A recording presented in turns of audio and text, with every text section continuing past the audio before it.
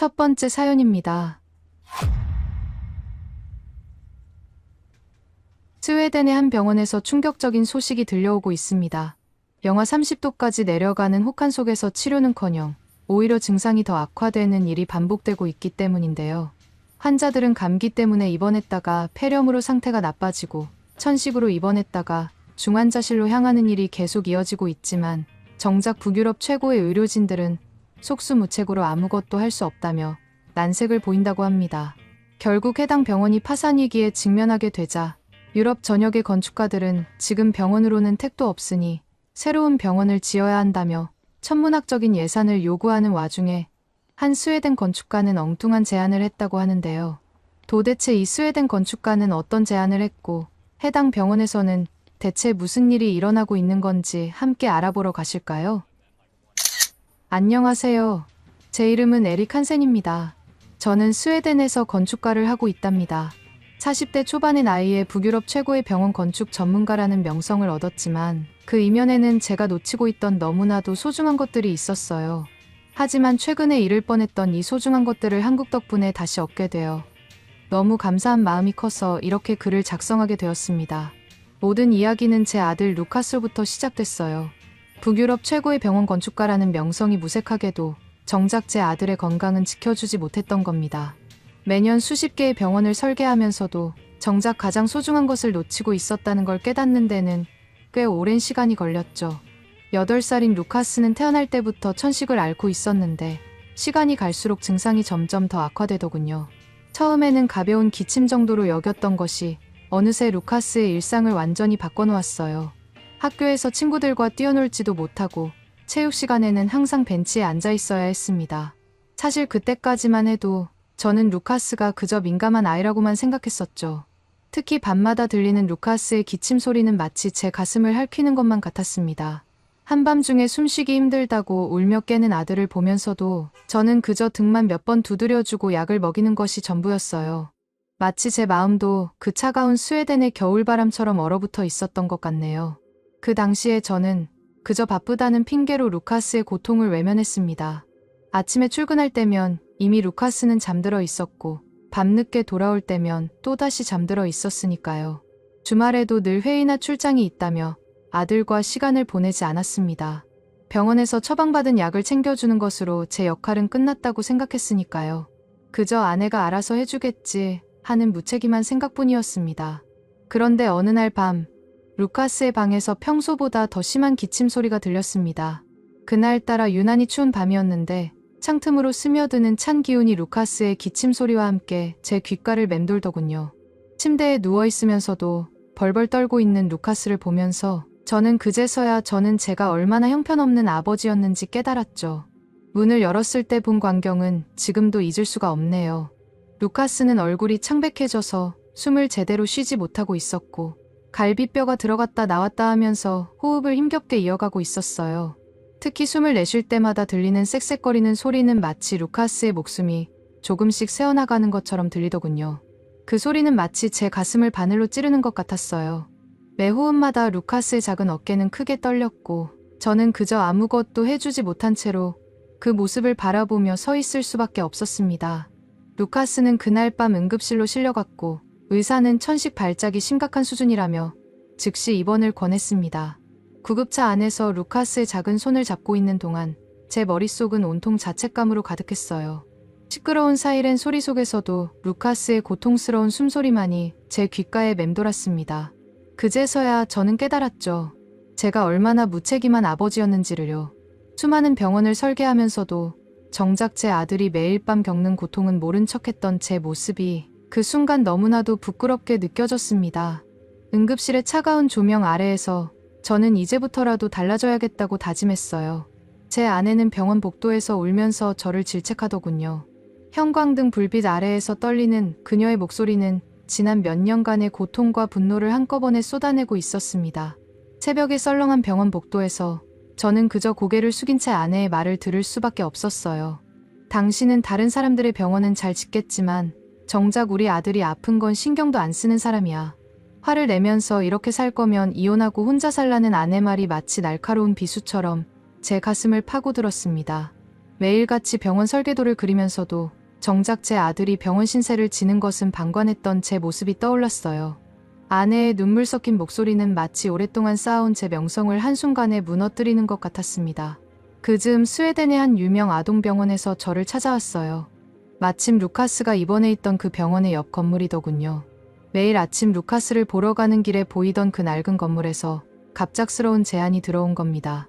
그 제안은 병원 시설 개선 프로젝트를 맡아달라는 제안이었습니다. 당시 그 병원은 오래된 난방시설 때문에 환자들의 불편이 많다고 들었어요. 처음에는 거절하려 했습니다. 루카스의 건강이 더 중요했으니까요. 매일 밤 아들의 숨소리를 듣고 있자니 다른 일은 엄두도 나지 않았습니다. 아내의 말대로 이제는 가족을 위해 시간을 써야 한다고 생각했거든요. 하지만 제안서를 검토하면서 이상한 점을 발견했어요. 그 순간 제 머릿속에서 무언가가 딱 하고 맞아떨어지는 느낌이었습니다. 왜냐하면 그 병원에 입원한 아이들 중 상당수가 감기나 가벼운 질환으로 입원했다가 오히려 증상이 악화되는 경우가 많았거든요. 간호사들의 기록을 살펴보니 입원 환자의 60% 이상이 일주일 이상 장기 입원을 하고 있었어요. 더 충격적인 건 그중 대부분이 단순 감기 증상으로 입원했다는 거였죠. 제안서를 보다 보니 그냥 있으면 안 되겠다는 생각이 들었어요. 그래서 저는 제안서를 들고 다음날 병원에 찾아갔습니다. 아이들의 병실을 돌아보면서 루카스와 비슷한 증상으로 고생하는 어린 환자들의 모습이 제 마음을 더욱 무겁게 만들었습니다. 특히 천식이나 기관지염을 앓는 아이들의 경우가 심각했습니다. 창백한 얼굴로 힘겹게 숨을 몰아쉬는 아이들, 밤새 기침으로 잠들지 못하는 아이들, 마치 병원 자체가 아이들의 건강을 해치는 것 같았어요. 의료진들도 답답해했습니다. 최신 의료 장비와 숙련된 의료진이 있는데도 환자들의 상태는 좀처럼 나아질 기미가 보이지 않았으니까요. 원인을 찾기 위해 병원을 둘러보면서 깨달았습니다. 마이너스 20도를 오르내리는 한겨울 병실 안의 아이들은 하나같이 두꺼운 이불을 덮은 채 몸을 웅크리고 있었어요. 문제는 난방 시스템이었어요. 천장에 설치된 난방기에서 더운 공기가 나오긴 했지만 그 따뜻한 공기는 금세 위로 올라가 버렸죠. 스웨덴의 혹독한 추위 속에서 기존의 난방 방식은 효율성이 너무 떨어졌고 특히 바닥에서 올라오는 한기는 심각한 수준이었습니다. 아이들의 침대 밑으로 손을 넣어보니 마치 얼음장 같았어요. 그런데도 병원 경영진들은 예산 문제를 핑계로 이런 위험한 상황을 방치하고 있었습니다. 심지어 난방비를 절약한다며 온도를 더 낮추라는 지시까지 내렸다고 하더군요. 이렇게 병원을 관리하다 보니 감기로 입원한 아이들이 오히려 폐렴으로 악화되어 다른 병원으로 옮기는 일이 빈번해졌고 병원의 평판은 날이 갈수록 나빠질 수밖에 없었던 거였어요. 결국 순식간에 소문이 퍼지고 매출까지 급감하자 경영진들도 더는 이대로는 안 되겠다 싶었는지 여러 건축가들에게 병원 시설 개선에 대한 견적을 의뢰하기 시작했던 거죠. 경영진들이 말하기를 다른 건축가들은 새 병동을 짓자고 제안하는 사람들밖에 없어서 저를 찾아온 거라고 하더군요. 저는 며칠 동안 병원 구석구석을 살펴보면서 리모델링으로 진행할 수 없는지 따져보기 시작했어요. 보다 보니 이 건물을 굳이 뜯어고칠 필요는 없겠더군요. 저는 기존 건물의 구조를 활용하면서 난방 시스템만 개선하면 충분하다고 봤습니다. 단순히 건물을 새로 짓는 것보다는 지금 있는 시설을 효율적으로 개선하는 것이 더 현실적인 해결책이라고 생각한 거죠. 어차피 새로 지어봤자 난방 시스템이 효율적으로 바뀌지 않으면 다 의미가 없었거든요. 경영진은 제 제안에 관심을 보였고 그렇게 저는 프로젝트를 맡게 됐습니다. 그때만 해도 이 결정이 제 인생을 완전히 바꿔놓을 줄은 몰랐죠. 하지만 해결책을 찾는 게 쉽지 않았어요. 매일 밤 도서관에서 각종 난방공학 서적을 뒤적이고 유럽 전역의 병원 설계도를 검토했지만 답은 보이지 않았죠. 유럽의 모든 난방 전문가들과 상담했지만 효과적인 방안을 찾지 못했습니다. 독일, 노르웨이, 핀란드, 북유럽의 전문가들을 만날 때마다 기대에 부풀었다가 실망하기를 반복했어요. 그러던 중 한 동료가 한국의 건축 박람회를 추천했고 저는 마지막 희망을 안고 서울행 비행기에 올랐습니다. 13시간의 긴 비행 동안 내내 이번에는 뭔가 찾을 수 있지 않을까 하는 기대감으로 가득했어요. 하필 그때 아내는 친정에 급한 일이 생겨서 며칠 동안 가봐야 된다고 했었고 루카스를 돌볼 사람이 없어 어쩔 수 없이 루카스와 함께 한국으로 가게 됐어요. 어쩌면 이것도 운명이었는지도 모르겠네요. 처음 타는 장거리 비행기에 루카스는 신이 난 듯했어요.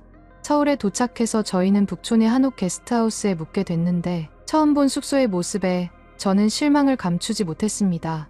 전통 가옥이라고 해서 기대했는데 막상 도착해보니 너무나 단출해 보였거든요. 침대는커녕 바닥에 이불만 깔려 있었습니다. 방 한가운데 놓인 얇은 이불을 보는 순간 제 얼굴이 금세 빨개지는 걸 느꼈어요. 스웨덴에서는 상상도 할 수 없는 잠자리였죠. 스웨덴에서도 감기 걸리지 말라고 침대에 아주 두꺼운 이불을 쓰는데 이런 땅바닥에서 어떻게 아픈 아이를 재울 수 있나 싶었어요. 저는 즉시 주인을 찾아가 따졌습니다. 우리 아들은 천식이 있어요. 차가운 바닥에서 자면 증상이 더 악화될 텐데 이게 말이 됩니까? 제 목소리에는 분노와 걱정이 뒤섞여 있었습니다. 스웨덴에서 온 손님을 이렇게 대접하다니 한국은 원래 이런가 싶기도 하면서 당장이라도 다른 숙소를 알아봐야겠다고 생각했습니다.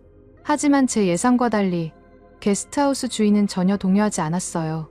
오히려 차분하고 담담한 태도로 제 이야기를 끝까지 경청하더군요. 마치 이런 항의를 여러 번 받아본 것처럼 여유로워 보였습니다. 오히려 미소를 지으며 걱정 마세요. 이 바닥은 차갑지 않아요. 왜냐하면 온돌이라는 한국의 전통 난방 방식이거든요. 한번 자보시면 알게 될 거예요 라고 말하더군요. 심지어 불만족스러우면 다음날 바로 환불해주겠다는 제안까지 했습니다. 그분의 자신감 넘치는 태도에 저는 잠시 말문이 막혔어요. 반신반의하는 마음으로 첫날 밤을 맞이했는데 놀라운 일이 벌어졌어요. 밤이 깊어갈수록 방 안은 따뜻하게 데워졌고 이불 속은 굉장히 후끈후끈했거든요. 평소 같으면 한밤중에 기침 때문에 깨곤 했던 루카스가 새벽까지 푹 잤던 거죠. 몇 번이나 루카스를 쳐다보면서 숨소리를 확인했는데 그때마다 평화롭게 잠든 아들의 모습을 볼 수 있었어요. 처음으로 불안감 없이 밤을 보낼 수 있었습니다. 아침에 일어난 루카스의 표정은 제가 몇 년 만에 처음 보는 밝은 모습이었습니다. 창문으로 들어오는 아침 햇살처럼 환한 미소를 짓고 있었어요. 아빠, 이 바닥이 정말 신기해요. 따뜻하고 포근해서 정말 편하게 잤어요. 루카스의 눈은 반짝반짝 빛나고 있었고 평소 창백하던 얼굴에는 생기가 돌았습니다. 그런 루카스의 모습을 보다 보니 저는 어제 화를 냈던 제 모습이 부끄러워졌어요. 아들의 건강을 걱정한다고 하면서 오히려 제 편협한 편견으로 좋은 것을 거부할 뻔했다는 생각에 마음이 무거워졌습니다. 그때는 몰랐죠. 이 경험이 제 인생을 완전히 바꿔놓을 거라는 걸 말이에요. 그날 박람회장에서 저는 운명적인 만남을 가졌습니다. 수많은 전시 부스를 둘러보다가 전통과 현대의 만남이라는 주제의 부스 앞에서 발걸음을 멈췄어요. 그곳에서 한국의 난방기술 전문가 김 씨를 만난 거죠.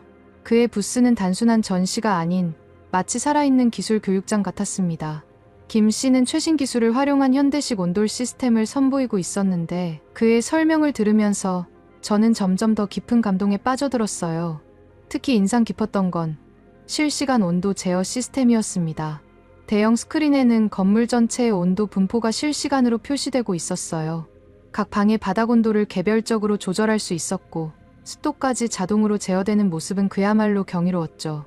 스마트폰으로 전체 시스템을 제어하는 모습을 보여주는데 마치 공상과학 영화를 보는 것 같았습니다. 더구나 에너지 효율은 기존 유럽식 난방의 2배 이상이라고 했습니다.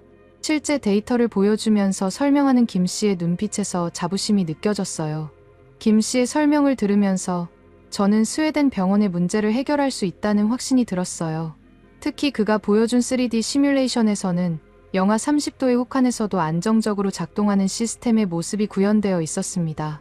저는 그 자리에서 바로 제 병원 프로젝트에 대해 이야기를 꺼냈고 김 씨는 진지한 관심을 보이며 귀 기울여 주었어요.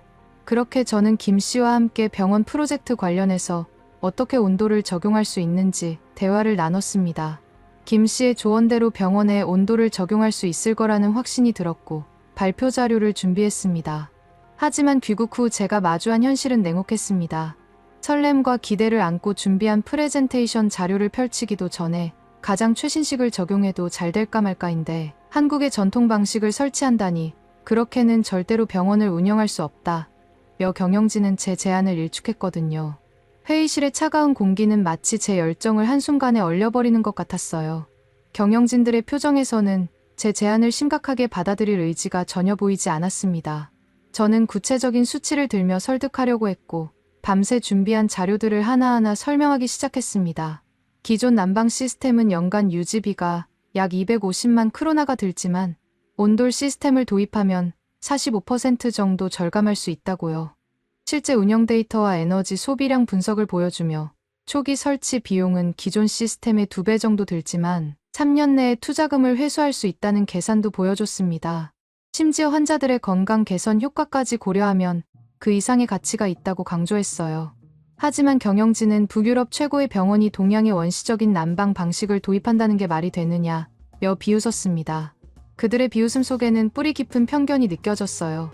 심지어 한 의사는 한센 씨, 당신이 그동안 쌓아온 명성이 무색해질 정도로 터무니없는 제안이네요. 라며 저를 깎아내리기도 했습니다. 20년간 쌓아온 제 경력이 한순간에 웃음거리가 되는 것 같았어요. 더 큰 문제는 현지 규제였어요.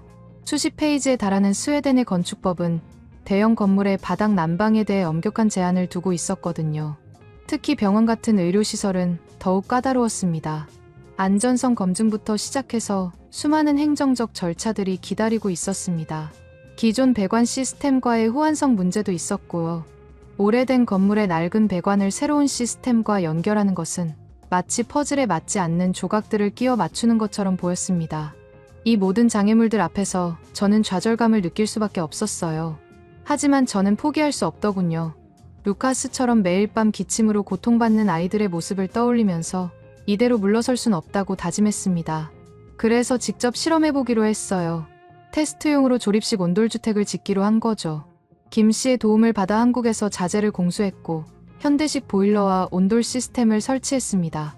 아내한테도 늦었을지 모르지만 이제라도 루카스랑 시간을 보내려고 하니 몇 달 정도만 지켜봐달라고 어렵게 설득을 했습니다. 절대로 루카스의 건강에 해가 될 일은 없다고 말하면서 말이에요. 아내도 처음에 반대하더니 제가 부탁하는 모습을 보고는 마지못해 허락해주더군요. 사실 처음에는 단순한 실험이었지만 루카스와 저에게는 이곳이 점차 특별한 공간이 되어갔어요. 퇴근 후 루카스와 함께 그곳에서 시간을 보내기 시작했거든요. 차가운 바깥 공기와 달리 포근하게 데워진 방 안에서 우리는 새로운 일상을 만들어갔습니다. 따뜻한 바닥에 누워 책을 읽고 보드게임도 하면서 평소에는 나누지 못했던 이야기를 나눴죠. 루카스가 좋아하는 공룡 이야기부터 학교에서 있었던 소소한 일상까지 이전에는 미처 알지 못했던 아들의 세계를 하나둘 발견하게 됐어요. 그러던 어느 날 루카스가 제게 물었어요. 아빠, 우리 여기서 계속 살면 안 돼요? 창밖으로 눈이 내리는 걸 보며 던진 그 질문에 저는 잠시 말을 잃었습니다. 그 순간 저는 깨달았어요. 제가 찾던 해답은 단순한 기술이 아니었다는 거요.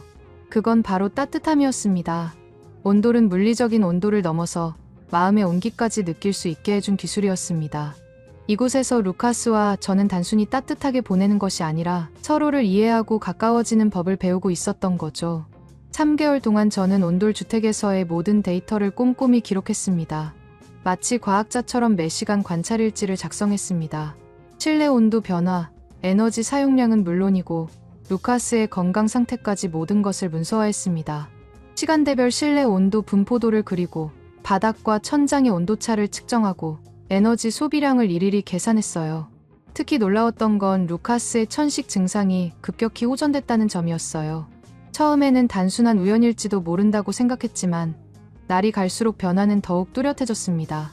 밤중에 들리던 기침 소리가 사라졌고 쌕쌕거리는 숨소리도 점점 없어지더군요. 처음 일주일은 혹시나 하는 마음에 매일 밤 루카스의 방을 들여다보곤 했어요. 의사도 놀랄 정도로 루카스의 폐활량이 증가했다고 하더라고요. 정기 검진에서 의사는 마치 다른 아이를 보는 것 같다며 놀라워했어요. 피부가 항상 차갑고 창백했던 루카스의 얼굴에 혈색이 돌기 시작했고요. 아내는 마치 기적 같다며 눈물을 흘렸습니다. 그동안 아내가 얼마나 많은 걱정을 했는지 그 눈물을 보며 다시 한번 깨달았어요. 이 모든 데이터를 가지고 다시 경영진을 찾아갔죠. 이번에는 달랐습니다. 두꺼운 서류 대신 단 한 개의 영상을 꺼내 틀었습니다. 그 영상 속에서 볼 수 있는 모습은 온돌방에서 환하게 웃고 있는 루카스의 모습이었어요. 차트와 그래프로 가득한 서류가 아닌 한 아이의 변화된 삶을 보여주는 생생한 이야기를 들려줬거든요. 루카스의 천식이 얼마나 심각했는지, 그리고 온돌이 어떻게 그의 삶을 바꿔놓았는지를요. 영상이 끝나고 저는 마지막으로 경영진들한테 한마디 했어요. 물론 병원을 운영하면서 비용 절감 중요하지요. 하지만 병원에서 아픈 아이들을 제대로 치료해주지 않는다면 그 누가 아이들을 치료할 수 있을까요? 온돌은 가장 오랜 시간 동안 증명된 한국의 기술이고 비용 대비 효과가 굉장한 난방 시스템이라고 확신할 수 있습니다. 이렇게까지 말씀드리는